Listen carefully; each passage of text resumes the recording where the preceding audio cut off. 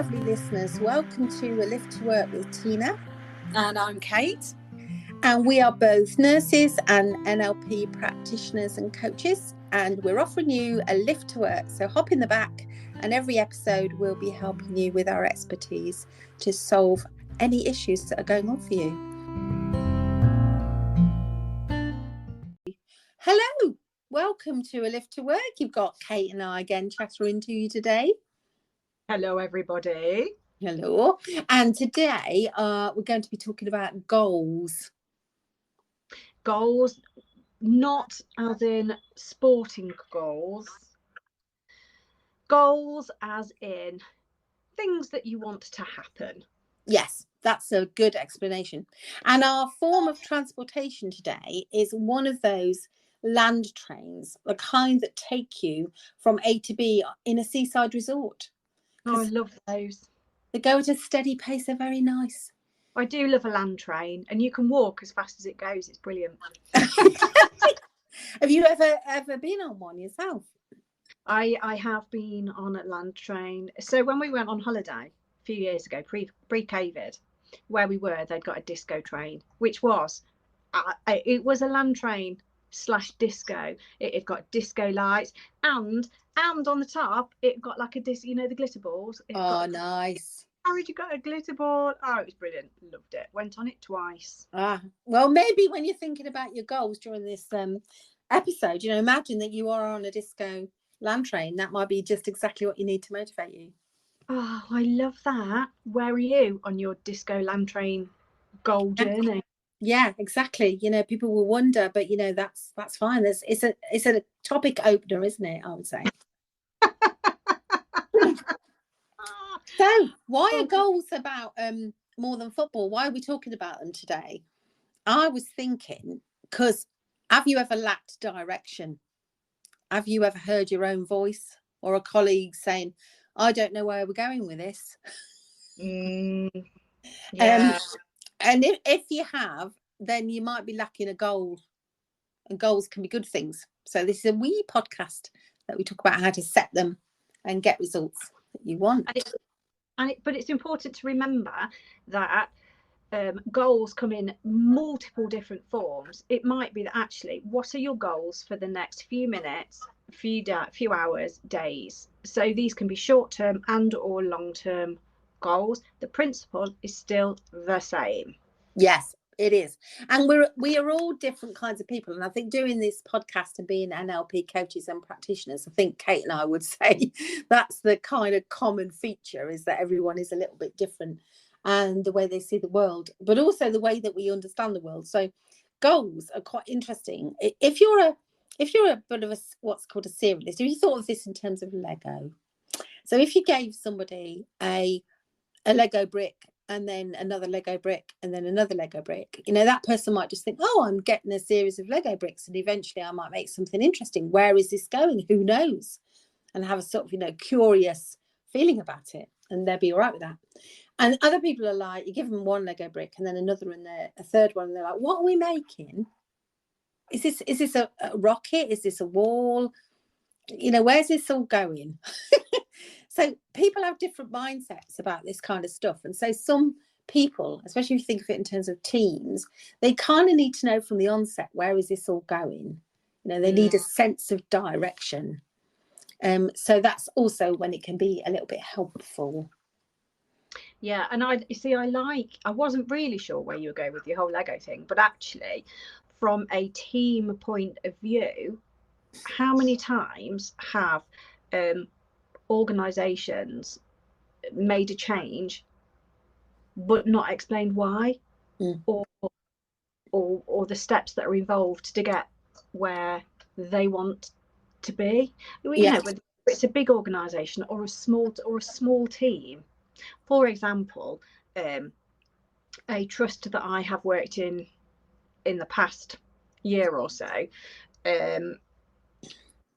have made changes to how they work, but haven't passed the information down to anybody else. I appreciate that's communication, but if everybody knew what the end goal was, you could all work together. I do think you see it quite commonly. I worked in a very large NHS trust and they had a great digital strategy. You know, I saw it at board level. I saw it presented by this amazing team, and they said, this is our digital strategy. We want to get paperless by 2028. And so therefore, everyone needs to learn how to use computers properly. And then we're going to have procurement online, which is going to be one feature. And then we're going to have everyone do the HR online. And then we're going to have notes online. And they had a kind of list of things that they were going to do. And it, you know, when it was presented, it was like, oh, yeah, that was completely amazing. And then the next thing you know, everyone's talking about why have we all got to learn how to use these computers? And what is this procurement online? Why are they doing that? And what's this? All of this is falling to me to do. Why aren't they all doing it themselves? That's why we got HR department in it. Why am I booking my own annual leave? And all this frustration down on the grassroots was happening. And me and another person said, did they know about the digital strategy? Do they know about your vision for like, this is why, you know, in this, by 2028, we want to be in this situation, not using trees and wasting paper. We want everything to be online. So these are the steps towards that there. And these are our goals. And they were like, well, I don't know. Well, you've got to tell them, haven't you? They're the folks in the middle of it all. And like you say, there was a clear goal, but most people just didn't know what it was. Yeah. And I think when you are setting goals, obviously at the moment we're talking about organizational goals, which, so we'll focus on that for a minute. But when you're looking at that, your every goal, no matter how big, kind of starts off a little bit small. What's the first thing I want to do to get where I go? And years ago, some guys, a Dr. Edwin Locke, sounds like he should be at a disco actually, came up with a theory that we need motivation and incentives to get a task done. And he had a chum, Dr. Gary Latham, and they came up with these principles which will make your goals more effective, because you need some kind of motivation and energy and incentive. You know, and if things are too big, then, like you say, what are you doing now and why are you know, what's going on? So their first one was clarity. So goals should have clarity and be clear and well defined. I like that a lot, because what's the point in setting yourself something if you're not really sure on what it is? Yeah.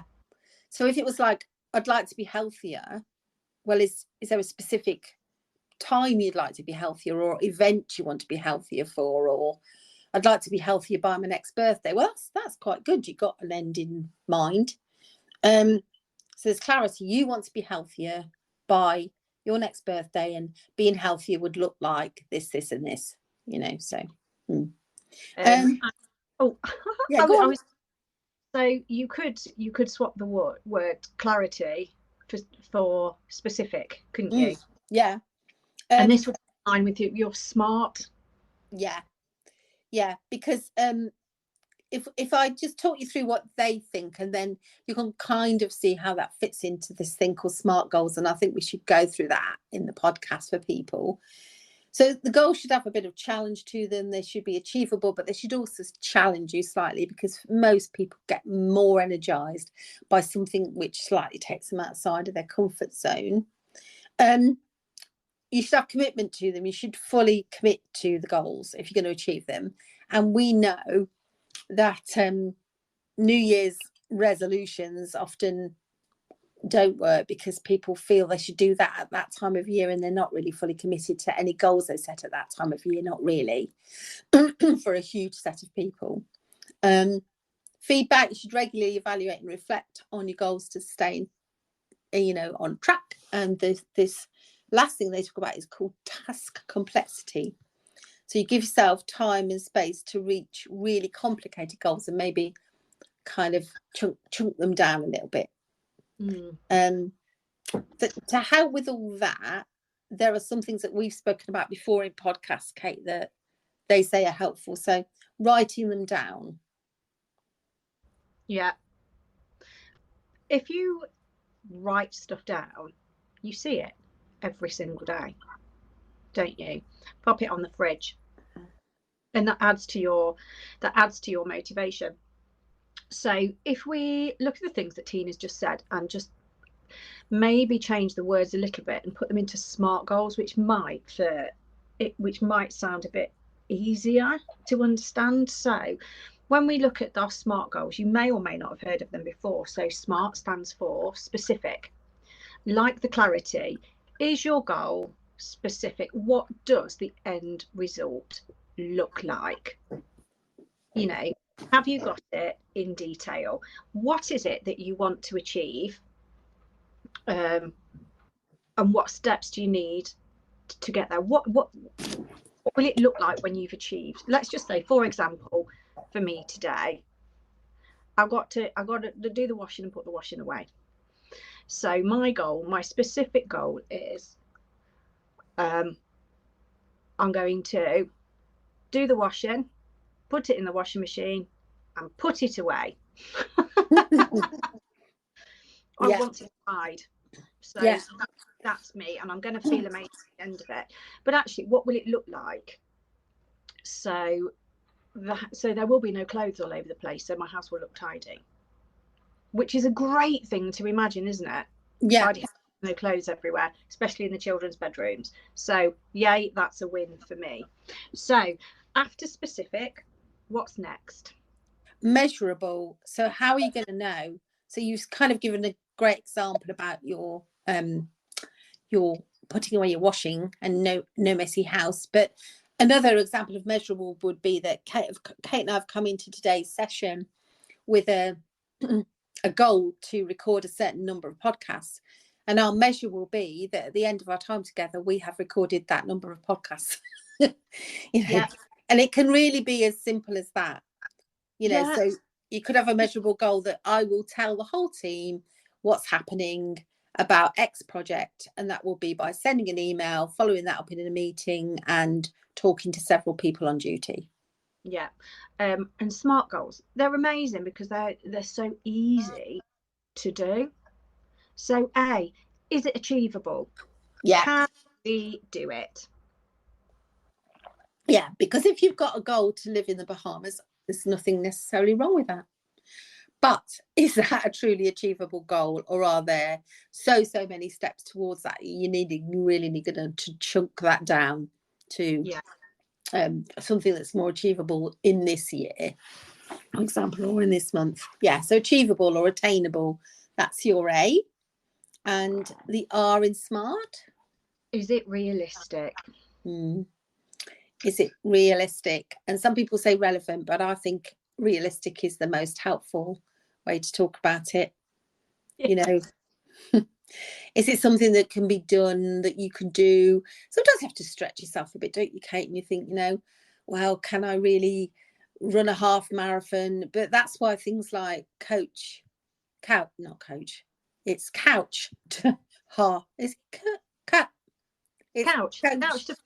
Tina. That's it. Or half couch to whichever. Yes, I know. You see, I couldn't even get past the couch because I'm a coach and I wanted to say that.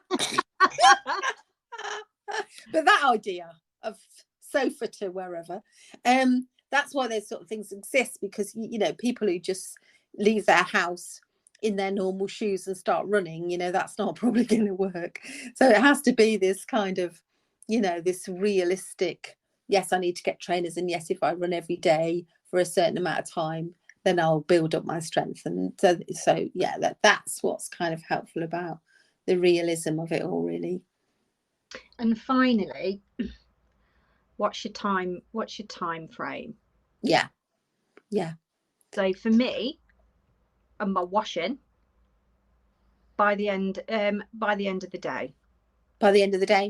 And for Kate and I, we've got a cut-off point for today when we both got to go do other things. So we've got our time slot for our podcast recording. So it's that kind of stuff, really. And honestly, just writing those letters, SMATR, down down the side of a piece of paper.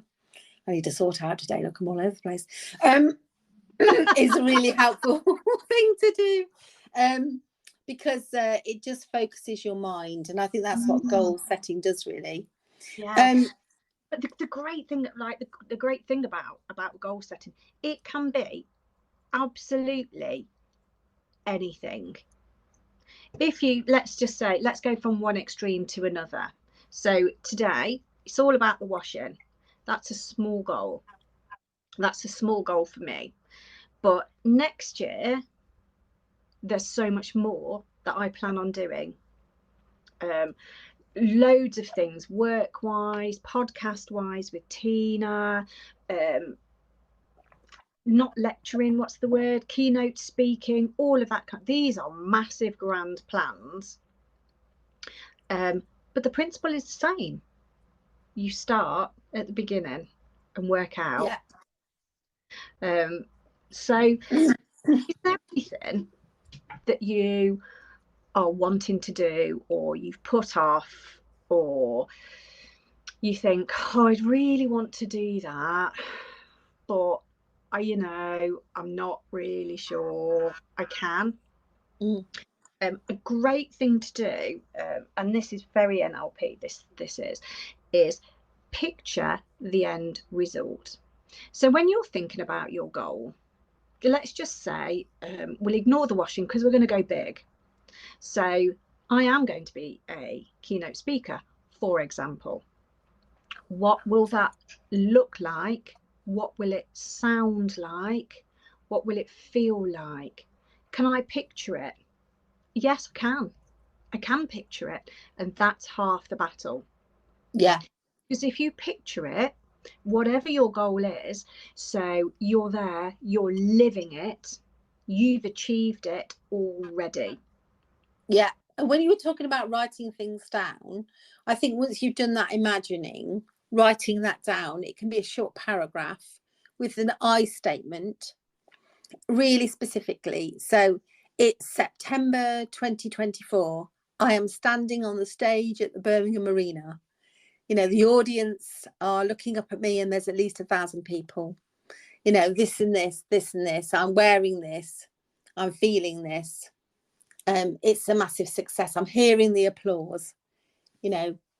That, and write all that down. Just write it down as if it's your story, because it is, and it's in the future, but this is where you're heading, and it will really help with getting into the right mindset for it.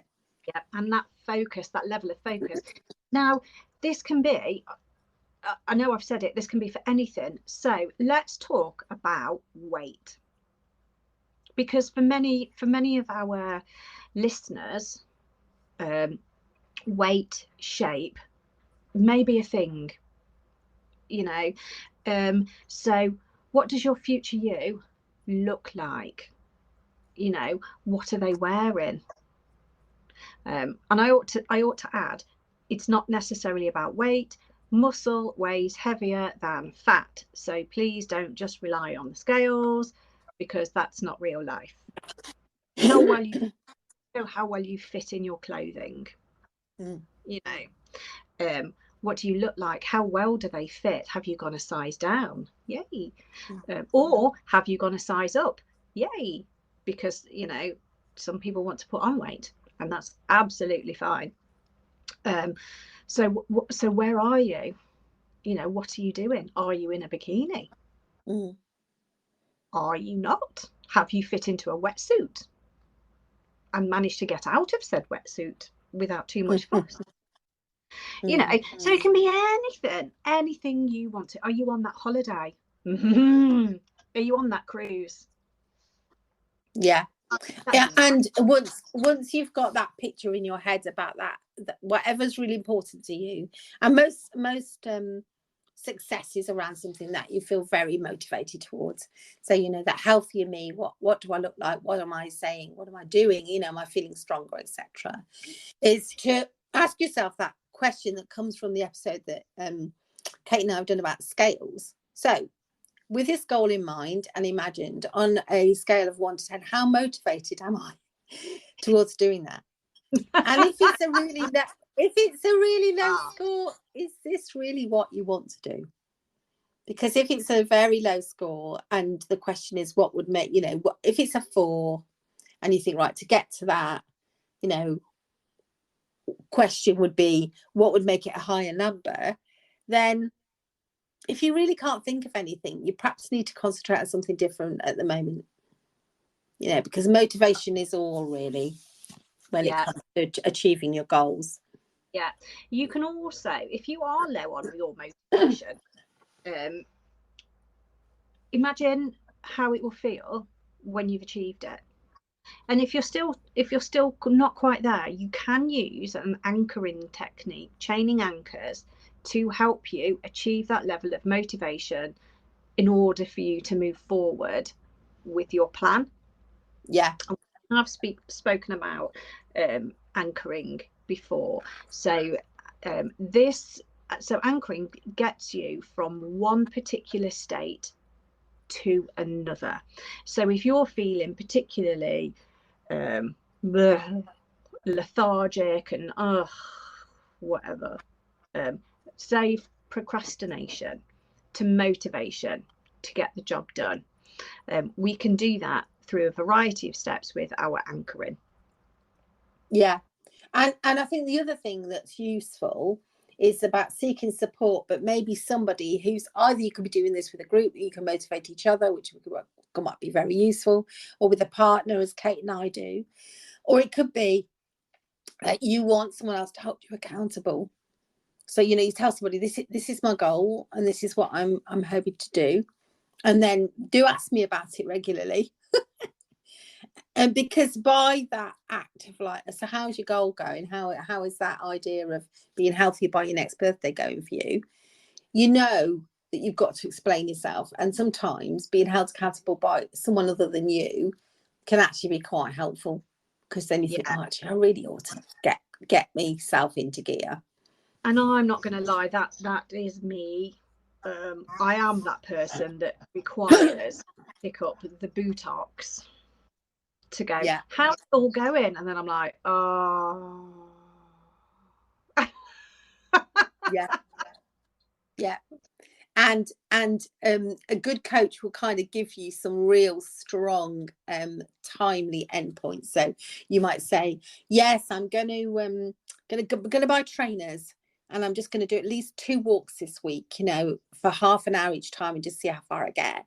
And they go, right then, so the walks, when are they going to be? Monday, Tuesday, or Wednesday, Thursday?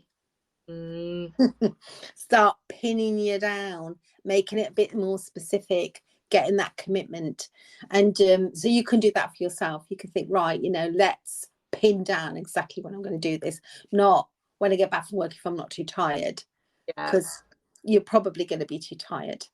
So and also there's a bit of visualizing you can do to help yourself. So if getting out of your bed in the morning feels like you are like quite attached to the bed, a bit like Velcro, and you're enjoying being there. Some people imagine that they spring out of bed, that the bed has almost got like a ejector function, boing, and their alarm goes off and they ping out of bed, and then they're able to spend their time doing whatever it is to achieve their goal. And another thing I think is to reward yourself and celebrate. Excuse me. It's important that you do that, because it's acknowledging, actually, yes, you've done something, but actually you're that little bit further toward where you want to be. Yeah. And you might think, oh, you know what, I've done all the walking I said I was going to do this week, but what'd be really nice this weekend is to walk the dog to that gorgeous place where we love that view and have a coffee from that little shack that's there. That can be a really simple, nice, just reward of going somewhere that you love and doing something just pleasing for yourself. So it can be that. And I guess the last bit is just that idea of celebrating, but also reviewing from time to time, like, how is this going, especially if it's a goal that's going to need to be delivered over time. You need to put a review in, really. And I just want to put just a little bit in here. So imagine you're looking for a patient who has been bedbound, and you're going to get them up and you're going to get them walking, because that's how they were before they came into hospital. And so you set your patient the goal of getting out of bed and getting walking. Imagine how incredible it will be when your patient gets out of bed for the first time in ages and takes their first step. So when we're looking at goals, they don't have to be, it's not moving mountains, is it? You know, have they eaten their first meal in ages? Yeah. Have they been able to hold a cup and drink? So if you are a healthcare professional, think of all those little goals that we can, in conjunction with the patient, with the family, of how much of difference it would make. All right then, today, let's get you out of bed today. Let's do this today. Let's do that today. See how far it takes you. See how far it takes your patient. I love that. I love that. And I just want to add a story of my own to that, Kate, which is once there was a lady I was looking after, and her grandson visited. He wasn't very old. And when he left, she said, oh, all he could keep saying is, Granny's poorly, she's in bed. Granny's poorly, she's in bed. I said, well, next time he comes, perhaps she'll be sitting out in the chair. And that's what she aimed for in the days that followed. And the next time he visited, she was sat out in the chair. She was delighted. And he said, oh, look, Granny's better. Aww. So something as simple, as you say, and forming patients' goals as well around the things that they desire, instead of having sitting balance, you know, sitting in a chair because your grandson's visiting is so much more personal. So I think we've talked you through goals quite nicely today, and goal setting. Yes. And our disco train has come to its stop, and you're going to be humming different music all day today. Yeah, and getting your disco moves on. So a pleasure as always that you've joined us. We hope you found it really useful talking about goal setting, and good luck with all your setting of your goals. And have an amazing day. Yeah. Take care. Bye.